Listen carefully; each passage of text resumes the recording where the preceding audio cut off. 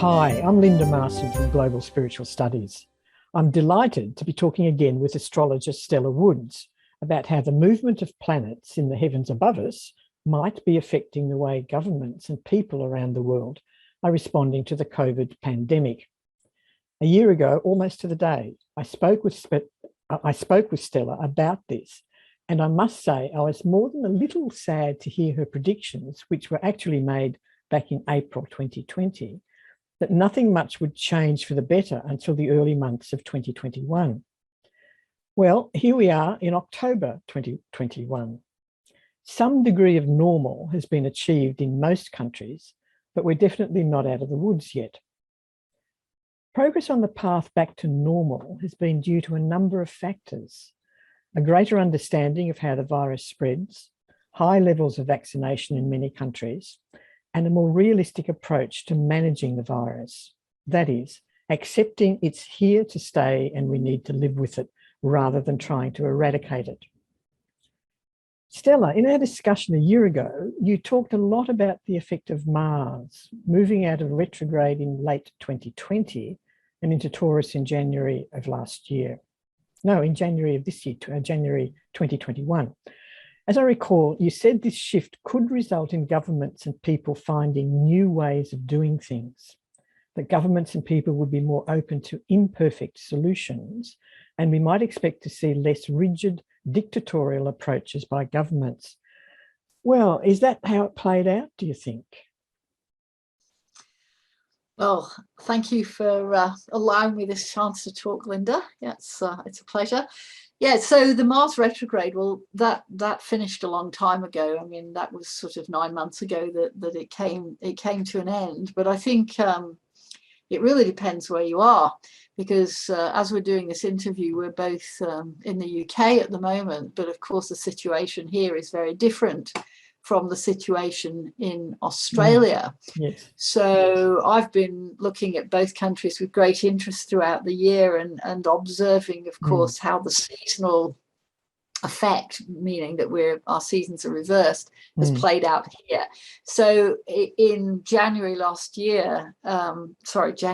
year, the UK was deep into lockdown, but then we started coming out of it in March, April.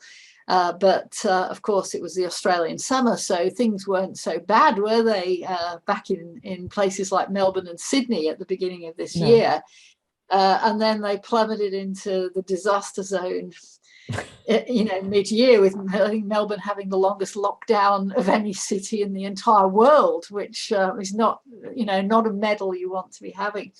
So I think how the planetary energies played out at the beginning of this year, we had Jupiter and Saturn moving into Aquarius, and then we had the end of the Mars retrograde transit in Taurus. So these are all what are called fixed signs, meaning that they don't move quickly and that they stick to their point of view. And so Taurus was all about all that collective anger that was exploding last year and this year, mirrored by things like the Black Lives Matter protests and anti-slavery and all sorts of other things. But I think the Jupiter and Saturn in Aquarius were the key energies this year. With, I think I wrote down on my book here, it's all to do with following the science and thinking about the public good for your own safety, and the collective's more important than the individual for the greater good. So the good way that's played out is that this vaccine program, whatever you might think about it, has been an incredible success, at least in the countries we're talking about. And I just looked at the figures. Australia is actually ahead of the UK now in double vaccinations. It's like 70% or something have been double vaccinated and 67% in UK. So there's your Aquarius for the greater good, following the science, and so on. But where I think it hasn't been for the greater good is this sort of dictatorial attitude that governments have taken about the greater good for the population at large, and that seems to change depending on who's in charge and what they want to do. And certainly, there's been a lot of complaints from the so-called clinically vulnerable, which basically means anyone over 40 who might have had a disease at some stage, being told to stay home, being told to curtail their activities, or being policed through their smartphones. And I think that's a pretty alarming, an alarming trend. And just going on from that, those two planets in Aquarius, Saturn and Jupiter, we've got Saturn for the whole of this year and a lot of next year in a square to Uranus in Taurus. So again, two fixed signs, Aquarius and Taurus. Saturn is follow the signs for the greater good, let's all work together. And Uranus in Taurus is let's disrupt everything, let's change everything. So and both of them digging their heels in. So whereas last year, 2020, I'll just put the the chart up on the screen, where there was an absolute feast of planets in Capricorn. Let me just get this screen shared. So back in January 2020, even if you don't know astrology and you look at this wheel and I tell you it's a picture of the energy at the beginning of last year, you got 1, 2, 3, 4, 5, 6 planets in Capricorn on the 1st of January. And Capricorn is, it's not the enlightened or benevolent dictator, it's just the dictator. So that was when we had all those very severe lockdowns. And there's Jupiter and Saturn. And then if we go to where the planets are now today, so we've got 19th of October. So here's Saturn and Jupiter, who are now in the air sign Aquarius. That's those little squiggly blue lines. And Saturn making an angle to Uranus in Taurus. They're not really, you can't see the line at the moment. Saturn here at 6 and Uranus at 13, but they've squared up 3 times during 2021, and they're going to make another near square next year. So here's Uranus in Taurus. Yeah, let's change everything. Let's stop people from taking aeroplanes because their carbon footprint's too big. And Saturn is let's lock down the population because we want to get to COVID zero. So it's a lot of ideology clashing with practicality, sort of ideals and visions versus what's actually practical. So that's the astrological climate of 2021, this sort of face off between different elements that don't really get on with each other. So when you say things are squared off, or whatever that expression is that you're using, what does that actually indicate? Well, the idea a lot of people with astrology, they only know maybe about their own star sign or something, but you can do a chart for where the planets are on at any time, including the day of your birth. And so the ones I've done are for beginning of January last year and where we are now. And when planets are in 90-degree angle to each other, which is like a right angle or square, it means that their energies clash. Oh, right. And if they're that's all it means. And it's just, it's techno jargon. And I look at it as if planets are working together, they're like two people sitting next to each other, and when they're in square, they're basically fighting with each other and challenging each other. But I have to say that chart for where the planets are now is a much more pleasant looking picture than the one from January, where everything was just stuck in the one spot. So, I mean, even to a non-astrologer, that goes, things are sort of not, fixated on something, They're not so rigid, are they? No, it's interesting. But the other thing I did when I was getting ready for this sort of chat with you was to have a look at I had a look at a few things. I look at the Australian birth chart and the UK birth chart, because you can do charts for countries. And interestingly enough, I mean, you'd say, when does a country start? There's lots of arguments about that. But well, yes. Yeah, I mean, if you ask our indigenous population, it would have started 65,000 years ago. And, we're arguing between 1788 and 1901. But the general political chart for Australia is the 1901 1st of January chart. And that shows Australia with a Sun-Saturn conjunction in Capricorn. So I'll put that chart up. And now, if you remember, Capricorn is the sign of authority and dictatorship. Yeah. Okay, so here we are, 1st of January 1901. And very interesting chart. It's a bit like the 1st of January last year, but the difference is Australia's got all these planets in Sagittarius, 6 of them here, 1, 2, 3, 4, 5, 6. But its sun, which is its identity, is Capricorn, conjunct Saturn, meaning next door to Saturn, which is in its ruling sign of Capricorn. So yeah, underneath all that sort of outdoor sports, there's a real Capricorn streak to Australia. And how I've seen that play out is that's played out. Well, the work ethic, certainly. It's the fact that it's a country where the land is very important. Capricorn is the sign of the land. No water in the Australian chart, which is interesting, given it's the driest continent.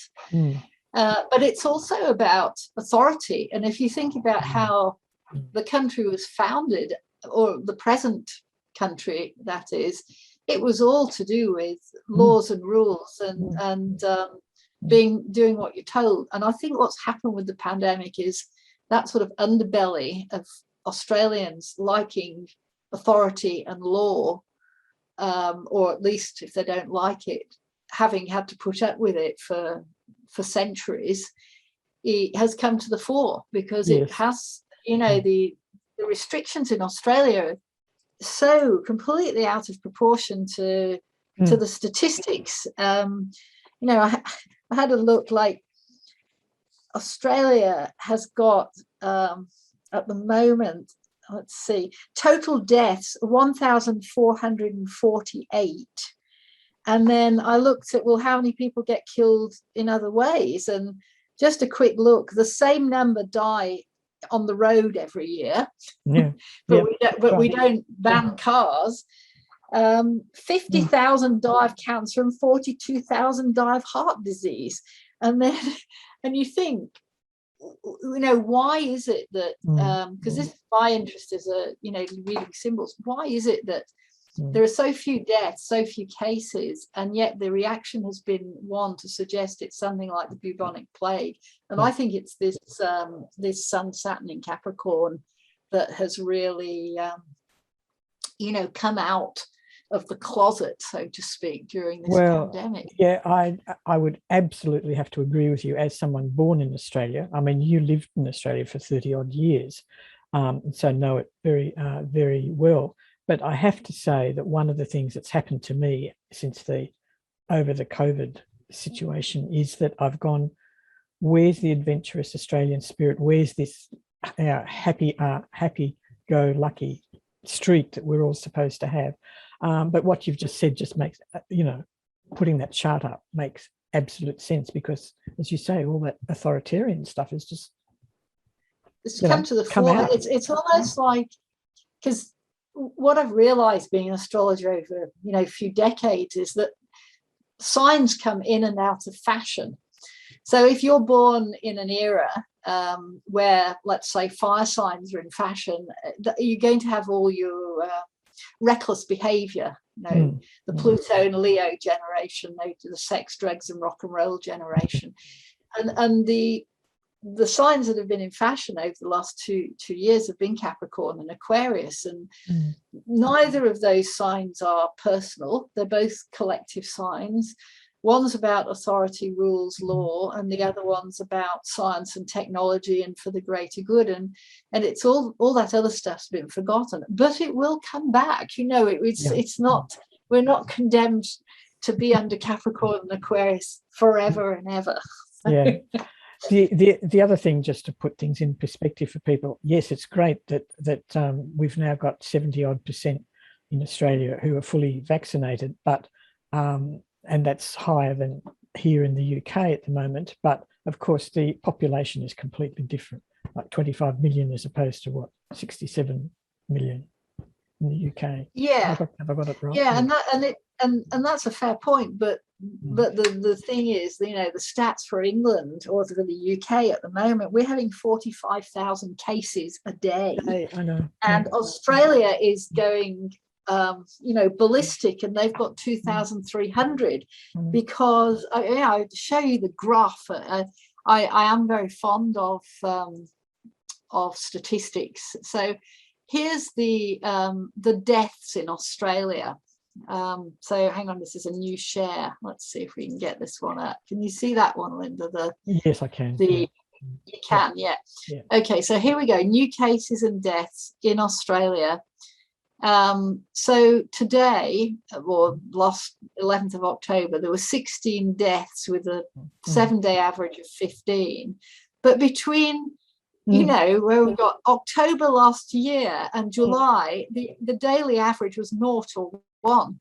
So even if you don't like maths or you don't know maths, you can see that throughout the entire Melbourne lockdown, pretty much, the death rate has been under 5 a day until August, and even now it's only 16.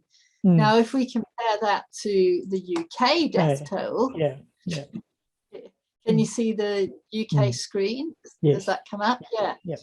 So we were tracking, 1,200 a day in our winter, which was severe.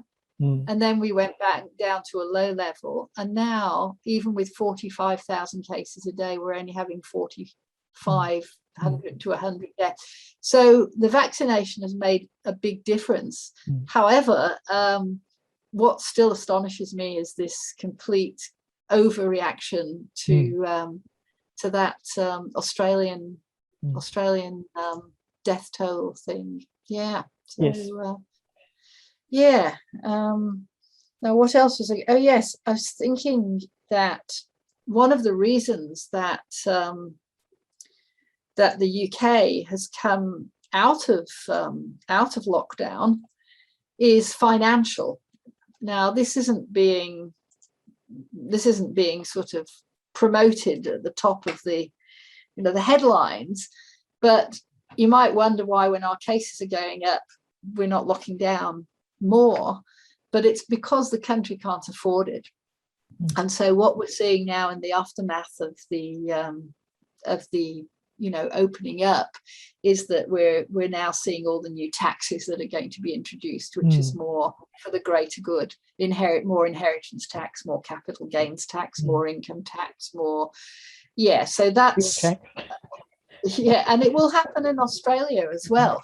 It will. It's going back to the astrology. The Saturn and Jupiter in Aquarius this year, but at the end of December we've got a definite shift where Jupiter is going to go into Pisces, which is one of the signs that it rules.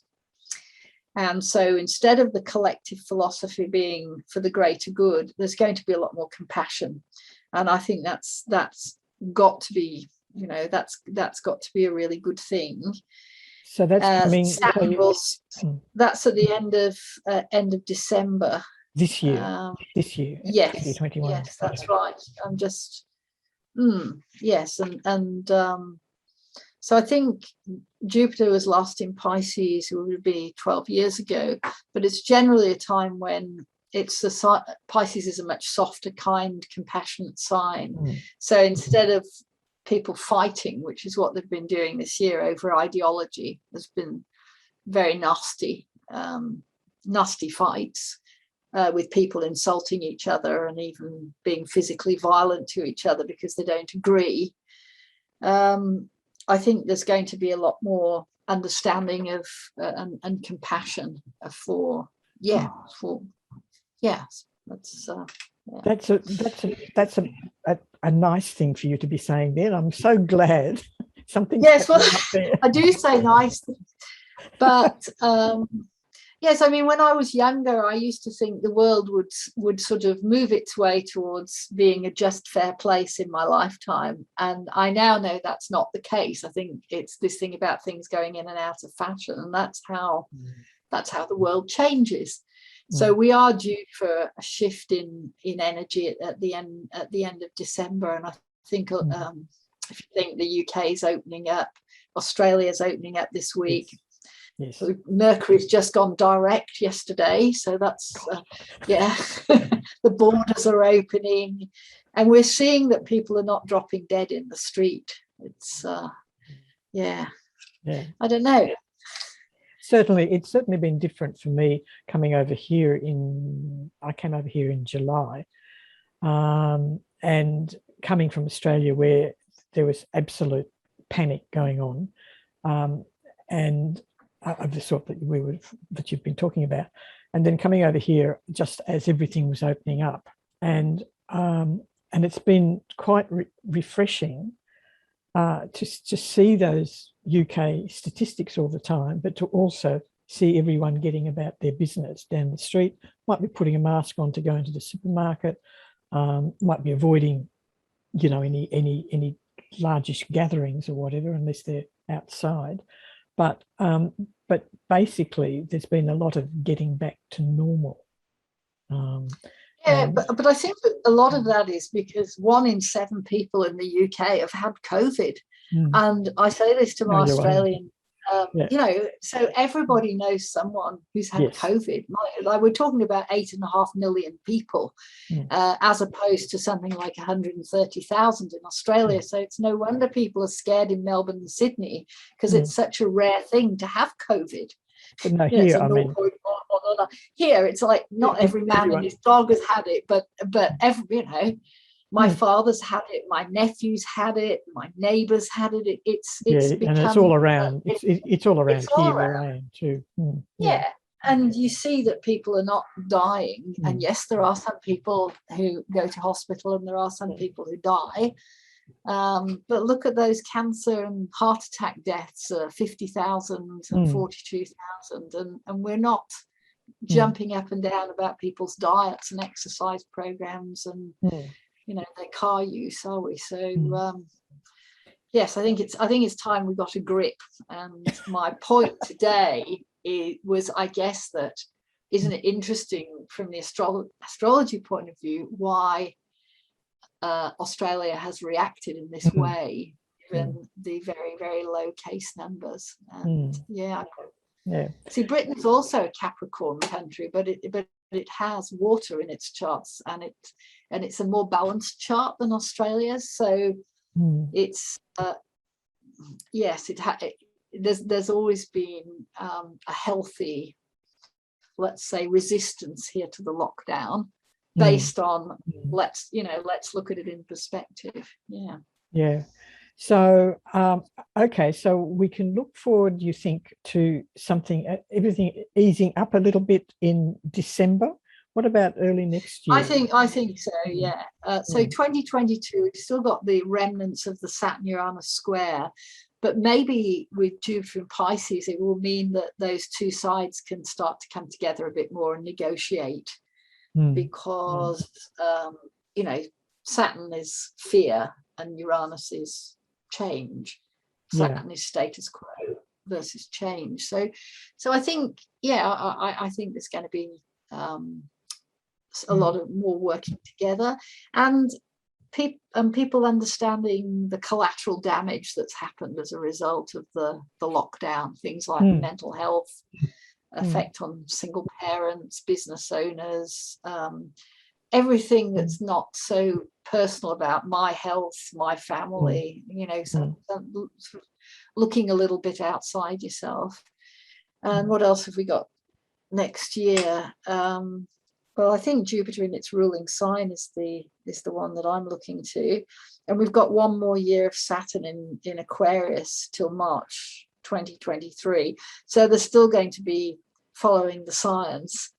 But I think there's also going to be a lot of investigations as to the effects that the pandemic has had. And we're only talking still about two wealthy Western countries. I haven't mentioned the third world. So perhaps next year with Jupiter in Pisces, we're also going to be pulling together to help the rest of the globe look after themselves and because it is here to stay, this virus. There's no doubt about it. It's So, but I don't think it's not the bubonic plague. Well, now that we're talking about 2022, it occurs to me that it would be nice to look at the numerology of the year from a tarot perspective. Now, 2022 can be seen in a couple of ways, but one of them is that it's the number 20, and it's also the number 22. And 22 is normally ascribed to the card of the Fool, because it's actually numbered 0, but you have to give it something, otherwise you can't count it in the 22 cards. So it's traditionally given the number 22. So 20, which says judgment, and people go, oh my God, what's all that about? But it's like rejoicing in transformation. You've actually reached a crossroads, and you've got the angel Gabriel blowing the trumpet there, and you've got 3 figures down here all rising out of coffins and going, hallelujah, I've risen from the dead. So of course everything in the 20th century can be seen with that card because of the 20 association.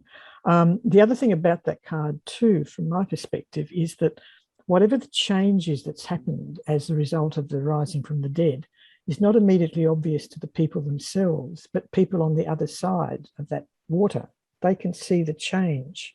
So it's sort of like change. Other people see the change in you or in your country, as we're talking, before you do. But then if you then add the Fool to it, there's this rejoicing in transformation and then taking a complete leap of faith into a new journey. And I think that's the one that really appeals to me, because I mean that carefree attitude of the Fool, which is really just trusting that that the universe will look after you when you're having a personal reading. So I think those 2 cards are very significant. The other one, of course, is to add the 3 numbers together, which leads to 6. So 6 is the card of the Lovers, and that's a card about being able to make that you've learned all your lessons, as if you like, in the outer world. I'm using a way of looking at the major arcana. So you've learned all your lessons, and you're now equipped to make all the right decisions with all the best interests of yourself and others in mind, which fits quite nicely with your. I've forgotten which back, planet. Well, in 2020 we had all those planets in Capricorn, and we had the Emperor, because 2020 reduces to 4, which is the Emperor. And that was all about, you know, thou shalt not leave thy house and thou shalt not travel. And then this year we've had the Hierophant, which is all about belief systems. So when I'm saying it's for the greater good, and you know, these belief systems, people fighting with each other, with great vitriol. And so all these cards you've pulled, I notice we've either got the young man, the Fool, or all these naked people, the Lovers and the Judgment. So it's about, like the truth coming out. And one thing I do like, I'm very fond of history. I've always enjoyed history, because you see the cycles of human development, good and bad, through history. And we would never develop if we never had any crises. Mm. You know, I mean, war, disasters are not good, but they do create change. And I see that judgment card as maybe people waking up as well and seeing what they have got instead of what they don't have, and what's really important. And this, you know, people say during the pandemic, they've realized how important their family and friends are, and connection and home, and that work and money are important, but they're perhaps not as important as we've made them. So maybe 2022 will be the third year of this pandemic, if you like, where we actually see what you know, what the pot of gold is at the end of the rainbow. End of the rainbow. Yeah, that's, I mean, I guess, you know, we're all born in a way to be optimists, but I think genuinely I get the feeling that it isn't just wishful thinking. I actually think that we might be heading towards, you know, a sort of resolution of it all. Yeah. Well, I mean, before 2020, I had a couple of my clients on my mailing list write to me and said, astrologers are predicting dreadful things. What do you think is going to happen? And I looked at the transits. I thought, yeah, it doesn't look good, but I've got no idea. Because if you remember, 2020 started with the Australian bushfires. It wasn't just the coronavirus. It went off with a bang from you know, day one of 2020. And so yes, dreadful things did happen, and we are looking for a phoenix, aren't we? Rising from the ashes. Yeah. Okay. Well, any closing comments, words of wisdom from you, Stella, before we actually? Well, I just putting you on the spot. Words of wisdom. Be kind to each other. You know, I can be as opinionated as the next person, but I've just realized this thing about having to be right and having to put people in their place is just causing so much distress and division. It's, if we do want to work together, there's a lot of us on the planet, we really do need to start seeing things in a less black and white way, and look at what we can do to, you know, help those around us and help ourselves. Yeah. Okay. Well, thank you once again for coming and sharing all that, those ideas and information. Pleasure, Linda. Thank you.